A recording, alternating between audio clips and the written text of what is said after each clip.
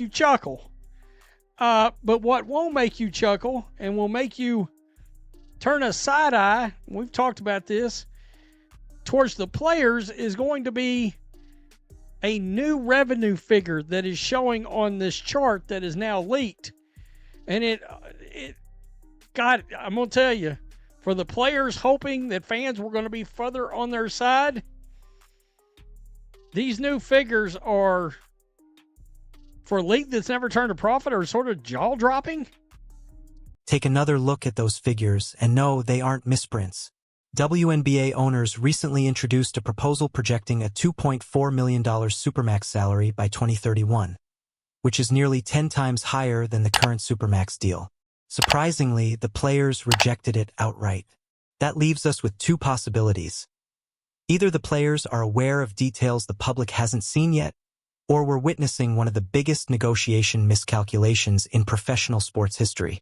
What reportedly leaked from a 3-hour meeting in New York yesterday has completely reshaped how this standoff is being viewed. Yesterday into today that the WNBA PA, NBPA, met for roughly 3 hours. We found out that there was a fracture. I don't care what the terminology the Players Committee wants to use. We found out there is a fracture among the committee. You've got one group that's willing to strike. You got another group that doesn't really want to. All right. They had 40 players show up to this meeting in various ways, either in person or on. Around 40 players attended the meeting, some physically present and others joining through Zoom. What stood out most was that the negotiating committee's two co-chairs, Nneka Agwumike and Kelsey Plum, were unable to travel to New York, citing severe weather conditions. Interestingly, Caitlin Clark happened to be in Manhattan that very day for a game at Madison Square Garden. However, that isn't the main headline. The real story lies in what unfolded behind closed doors. Multiple reports claim the committee itself is divided, one faction pushing toward a strike while another strongly opposes it. When the owners arrived, they didn't present a revised offer. Instead, they made their stance clear. This is our proposal. Now you understand our position. Now you know where we stand. Well, we've got some more data that's come out. Ramona Shelburne, who does a really good job covering the NBA, well, ESPN has obtained some information that was presented to the players at yesterday's meeting, summarizing the WNBA's current positions. So we got some nice graphics here. It's good to know people know how to use a PowerPoint. Although one could add, this is it. Okay. Okay, fine. Hey, it's got the right graphs saying the right. ESPN reporter Ramona Shelburne reportedly obtained the PowerPoint presentation shown to players during the meeting, and that's where things become even more compelling. The league outlined a growth model based on a projected 5% annual increase sustained over 5 consecutive years.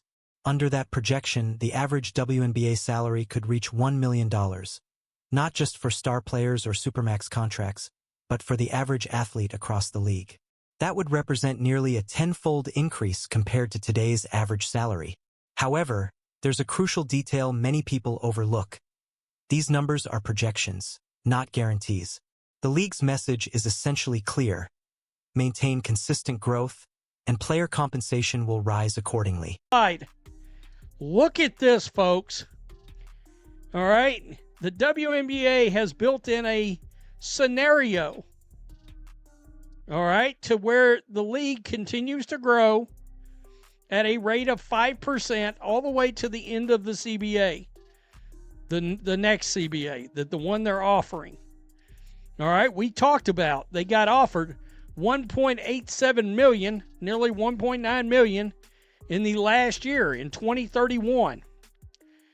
However, and somebody did ask me earlier, how long was the new CBA? I said, I think it's roughly 6 years. Well, okay, it looks like 5 years.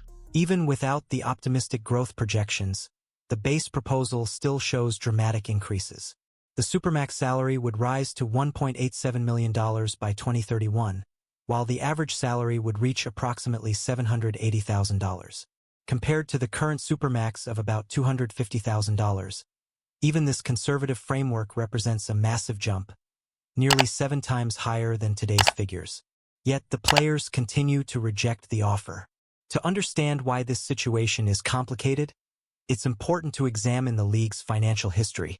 Unlike the NBA, the WNBA has never recorded a profitable season in its 27-year existence. Each year has relied on financial support from NBA revenue streams. So when owners emphasize protecting long-term business stability and encouraging continued investment, it isn't simply negotiation strategy. It reflects the league's financial reality.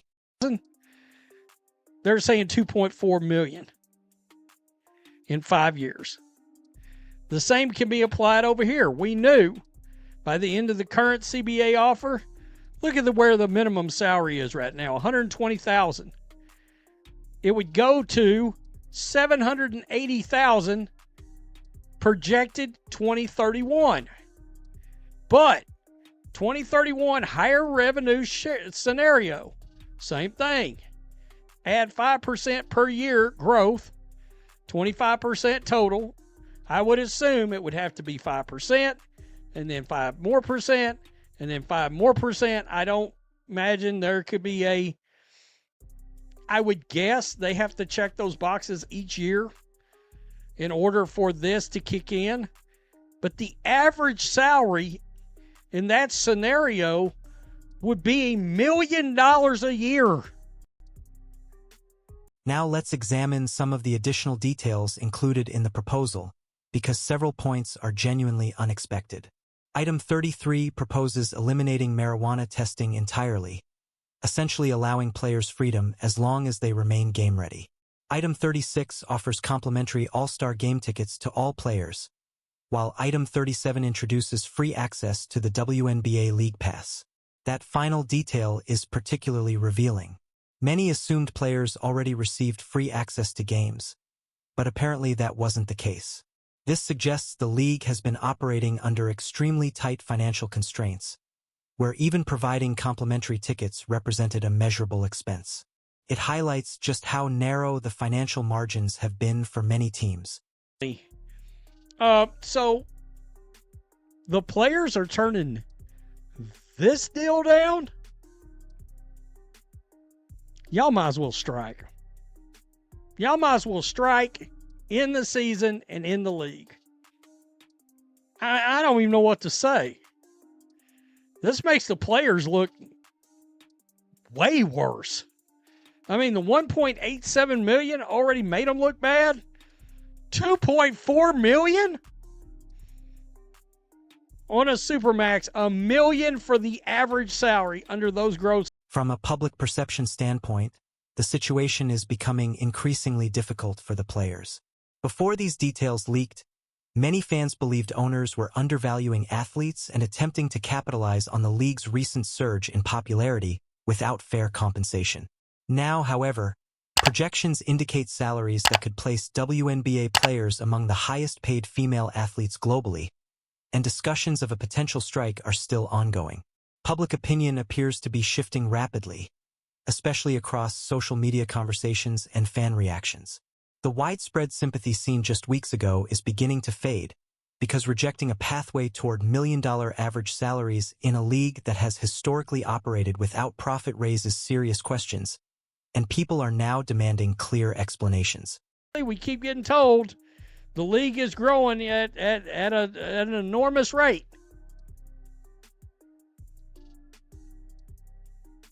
And I understand why the league's doing this. They want to make sure the last 2 years aren't outliers. And who can blame them after losing all this money? Tell me what you think. Smoke some weed and watch some WNBA League Pass on us. Peace. I'm out. Till next time. What makes this entire situation so delicate is the timing. The WNBA is coming off what many consider the most successful season in its history. Attendance records were broken, television ratings increased across nearly every platform, and Caitlin Clark's arrival brought a level of mainstream attention the league had never experienced before. For the first time, the WNBA appeared to have genuine, sustainable momentum, and now that progress is being placed at risk during a collective bargaining negotiation where owners are already proposing massive financial changes. Consider the timeline. Training camps are only weeks away. The season opener is already scheduled. Tickets are actively being sold. Sponsorship agreements have been finalized, and yet players are discussing the possibility of walking away entirely. The Players Association leadership has stated clearly that they want a larger share of league revenue, specifically a 50-50 split similar to what NBA players receive. On the surface, that argument sounds reasonable. Equal effort should mean equal treatment. But the financial realities behind that comparison are far more complicated. NBA players receive half of basketball-related revenue in a league generating roughly $10 billion annually, and one that has been profitable for decades. The WNBA, however, produces only a fraction of that revenue and has yet to record a profitable season in its existence. Requesting the same revenue structure under completely different economic conditions isn't necessarily equality. It may simply ignore financial reality. To understand this debate, it's important to clarify how revenue sharing actually works. In the NBA, players receive 50% of basketball-related income, but that figure exists only after decades of investment, marketing expansion, and long-term financial risk. The NBA wasn't always a global powerhouse. It required years of losses, aggressive promotion, and steady audience growth before reaching its current level of success. The WNBA is still navigating that developmental phase. Owners are essentially saying, salaries will increase significantly, future earnings will grow alongside league success, but long-term survival must come first. The projected 5% annual growth model included in the proposal isn't random. In fact, it's relatively conservative compared to the league's recent surge. The real question is sustainability. Was last season a unique spike fueled by one generational rookie, or the start of consistent long-term expansion? No one can answer that yet, and that uncertainty explains why the owners structured the offer as they did. Base salary increases are guaranteed, while additional financial rewards depend on continued growth. It's designed as a shared risk system. Players gain enormous upside if the league expands, while teams avoid financial collapse if momentum slows. Now imagine the consequences of a strike at this exact moment. Much of the momentum built over recent seasons could disappear instantly. Casual fans who discovered the WNBA through Caitlin Clark may simply shift their attention elsewhere. Sponsors who recently increased investment could redirect marketing budgets to other sports or entertainment platforms. Media coverage that finally began treating the league as a major professional product could fade just as quickly as it arrived. Opportunities for mainstream breakthrough don't come often, and the league may be standing at one right now. Another aspect rarely discussed is how differently this situation affects players themselves. Star athletes would likely remain secure through endorsement deals, overseas contracts, and alternative income streams. However, mid-level players, those currently earning around $70,000 to $80,000, stand to gain the most from the proposed salary increases. They are also the group most vulnerable to a prolonged work stoppage. If the season is disrupted, they bear the greatest financial risk. Viewed through that lens, the reported division within the negotiating committee becomes understandable. A Supermax player earning $250,000 faces a very different reality than someone earning the league minimum of roughly $64,000. Star players can afford to take a tougher negotiating stance because they have financial flexibility. Role players often do not. Reaching consensus among 40 athletes with vastly different priorities was always going to be difficult. What makes the situation more complex is that the proposal actually addresses many of the players' long-standing demands. Substantial salary increases, included. Compensation tied to league growth, included.